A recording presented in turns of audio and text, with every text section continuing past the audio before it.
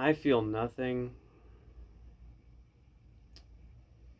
I put this shirt on right before the race ended because I was undefeated wearing this.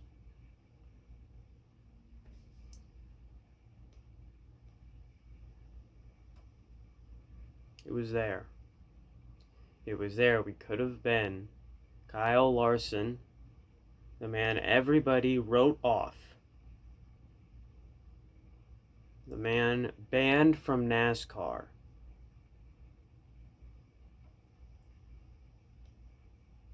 winning 4 in a row and joining some of the all-time greats in NASCAR history, only to lose all of it to a flat tire.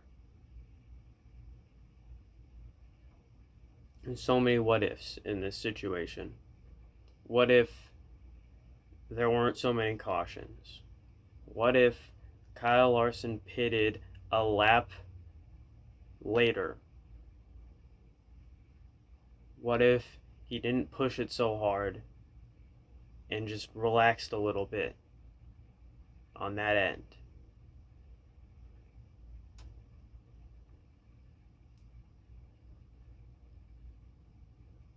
I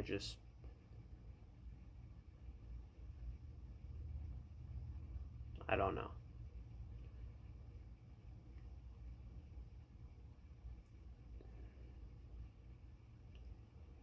And it stung even more because as he's going down, as he's driving down, the announcers are talking about how he's going to join the all-time greats.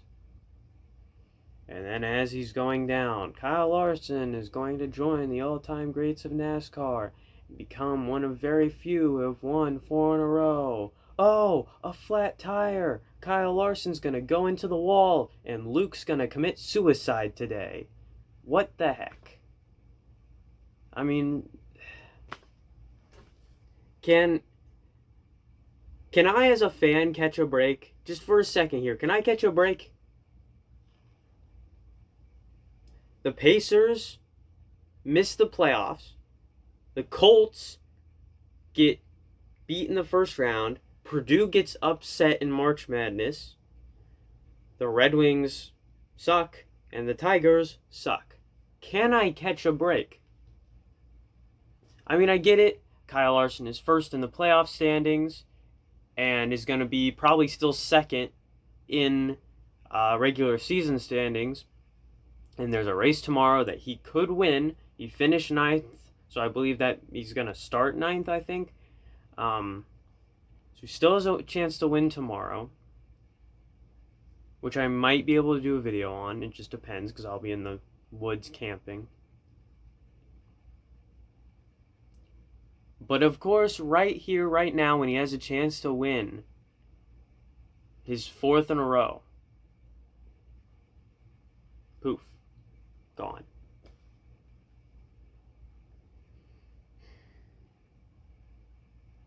I do appreciate, though, Alex Bowman, because it extends the Hendricks winning streak to 6 wins in a row.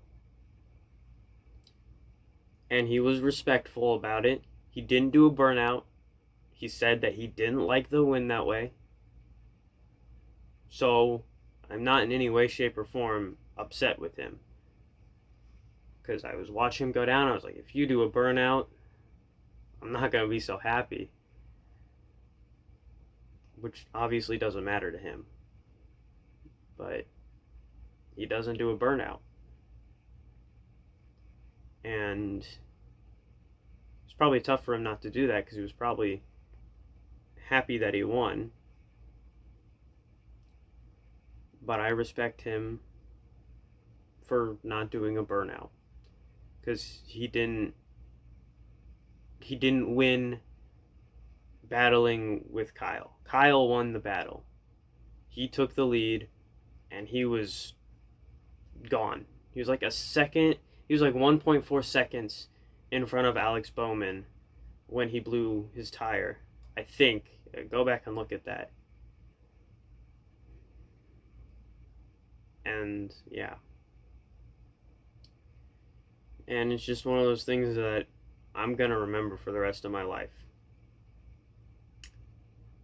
Uh, like Victor Oladipo blowing out his knee. I remember exactly where I was. I remember, I'm pretty sure it was on a Wednesday. It was on a Wednesday. I was in elementary school. I think at around 8 o'clock, because my sister was doing STEM Scouts there, and I was watching the game on my phone. I had a friend who went to that game. It was the Pacers versus Toronto Raptors on January 17th. Victor Oladipo is running down the court. Pascal Siakam chases him in transition defense. They're running. Victor Oladipo goes up with the right hand, tries to get it off the backboard. Pascal Siakam is behind him, tries to block it. Victor Oladipo lands on his knee weirdly, goes down. He's sitting like this. He's calling with his hand like this. And I can remember exactly what his screams sounded like. They were like, ah, ah. And he did it 3 times.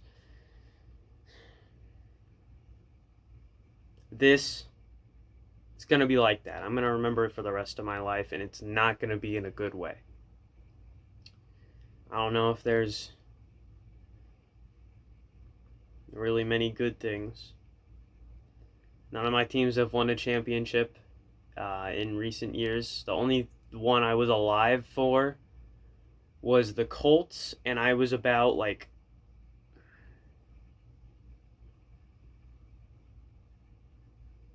I was 8 months old. And then the Red Wings won in 2008, and I was 2. So obviously, I wasn't old enough to remember it.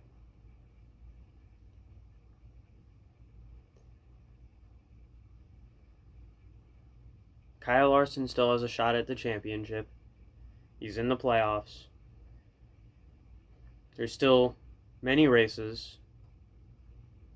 And the last race of the season is the Brickyard 400, if I remember correctly, which is in Indianapolis. Kyle Larson probably is going to still win a few races.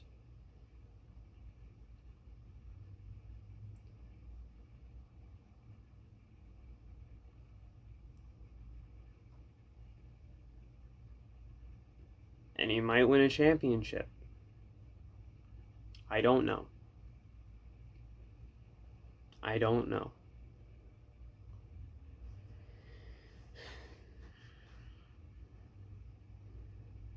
And who knows, maybe this moment, if Kyle Larson was not locked in before, I think he's definitely a hell of a lot locked in, or a hell of a lot more locked in than he was before. Because something like that, you don't just forget about it and move on. You remember it, use it to fuel everything you do for probably the next year,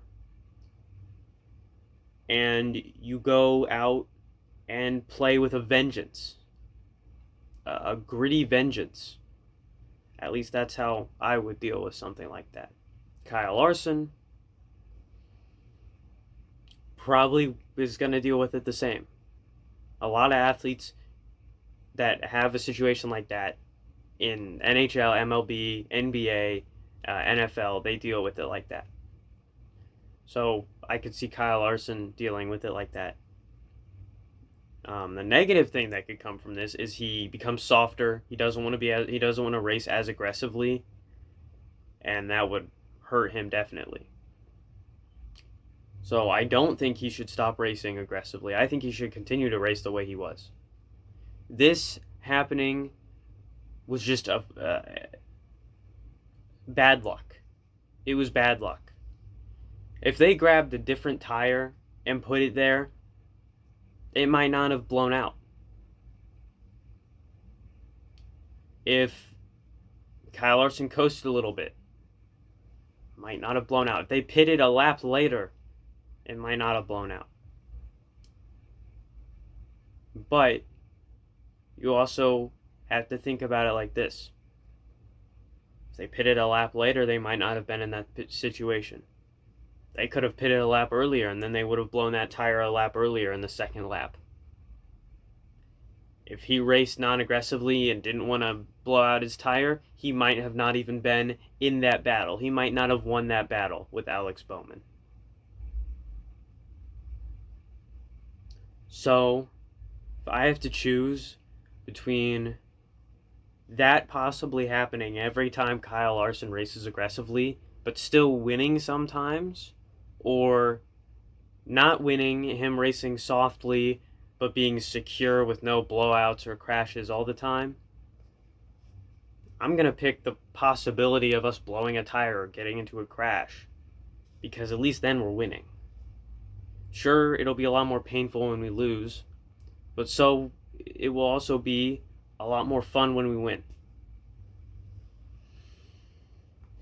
It's just Kyle Larson has possibly the worst luck of anybody.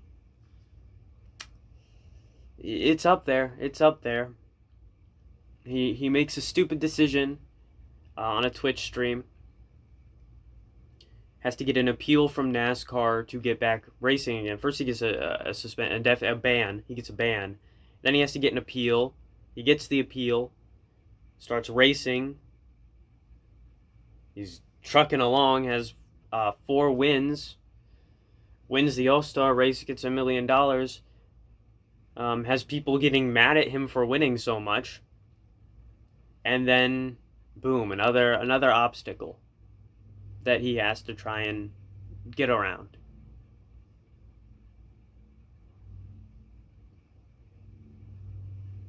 But every single time there's been an obstacle he has to get around, he gets around it. Another example, Frank Gore. You know, in the NFL, he's known as like one of the most durable players ever. In college, that was not the case. He tore his ACL twice, maybe even 3 times. I'm pretty sure he tore it twice. He had to work through injuries all the time. And also, I think it's him who grew up in Louisiana and lost multiple family members to Hurricane Katrina, I think. And crap, I forget. He had something like really tragic happen in his youth or teenage years that he had to get around, and he used like football as a distraction. So now later in his career, the reason he hasn't retired is he just sees age as another obstacle to get around, and he's already gotten around so many obstacles that it just doesn't faze him. That's why Frank Gore has been around for so long. Kyle Larson, facing all these obstacles now, it'll benefit him when he's racing when he's 30 or 35 years old, because he'll just see age as another obstacle. If he loses a race, he won't look at it as, oh, I'm bad. He'll look at it like, oh, I need to get better. And then he'll try and get better. I think tomorrow we're going to see a race. We're going to see Kyle Larson race. Angrier than we've ever seen him race before. Really, really angry. I mean, I didn't see his post-race interview. I don't know if he's angry or not. I could see him being angry, definitely.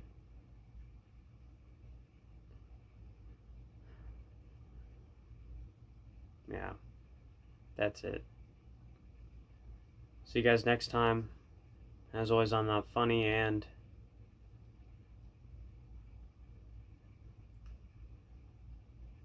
let's win one tomorrow.